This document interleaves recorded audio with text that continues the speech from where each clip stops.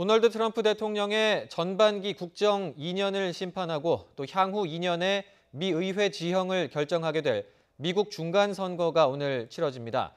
상원은 공화당이 수성하고 하원은 민주당이 탈환할 것이다. 이런 전망이 우세한데요.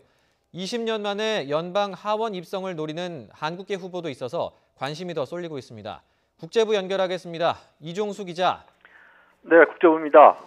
네, 미국 중간선거 본 투표 개시가 이제 3시간도 채 남지 않았는데요.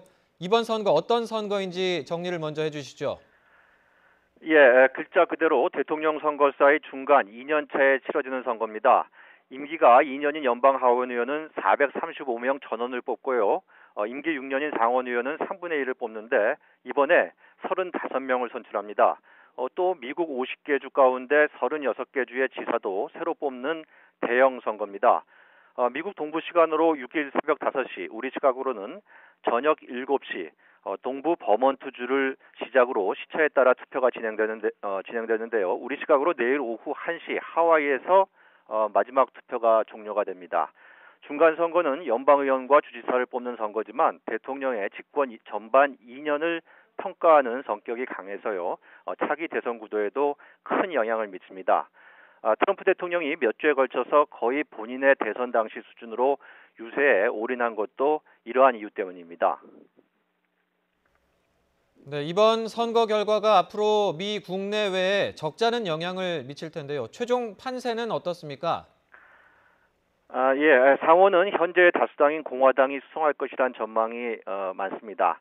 이번에 상원 선거가 치러지는 35곳 가운데서 26곳이 현역 민주당 지역구이고 나머지 9곳만 공화당입니다. 그러니까 공화당은 현재 민주당 지역구 26곳 가운데 하나만 더 빼앗아도 더 확실한 다수당이 됩니다. 반대로 한 곳을 빼앗긴다 하더라도 다수당 지위는 유지할 수 있습니다. 현재 상원 100석 가운데서 공화당이 51석인데 한 석을 뺏길 경우에 50대 50 동석이 되지만 당연직 상원의장인 부통령이 캐스팅 보트를 행사할 수 있기 때문입니다. 하원에서는 공화당이 막바지에 지지율 격차를 좁히긴 했지만 여전히 7%포인트 정도 민주당이 앞서는 것으로 여론조사 결과 나오고 있습니다. 네, 이번 중간선거에서 그런데 이 한국계 후보들의 연방 하원 도전에도 관심이 쏠리고 있죠. 이 내용 전해주시죠. 예, 이른바 김트리오라고 불리는데요. 공교롭게도 김시성의 한국계 인사 3명이 나란히 연방 하원의원 본선에 진출했습니다. 캘리포니아에서는 에드 로이스 전 하원 외교위원장의 사퇴로 공석이 된 자리에 공화당 후보 영김 씨가 나섰고요. 유저지주에서는 앤디 김 후보가 민주당으로 그리고 펜실베니아주에서 공화당 펄 김 후보가 일전을 치릅니다. 영김 후보는 거액의 복권 당첨자 출신 히스패닉계 상대와 촉박빙의 선거전을 치르고 있고요. 앤디 김은 현역 의원 톰 메가서와 한판 승부를 벌이게 됩니다. 두 후보 모두 그 차이가 박빙이어서 결과를 예단할 수 없는 상황이고요.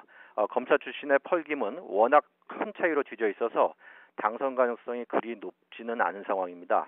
후보들의 당락 여부는 현지 시각 밤 12시 전후로 나올 것으로 보여서 우리 시각으로 내일 오후 2시쯤부터 차례로 윤곽이 나올 것으로 예상이 되고 있습니다.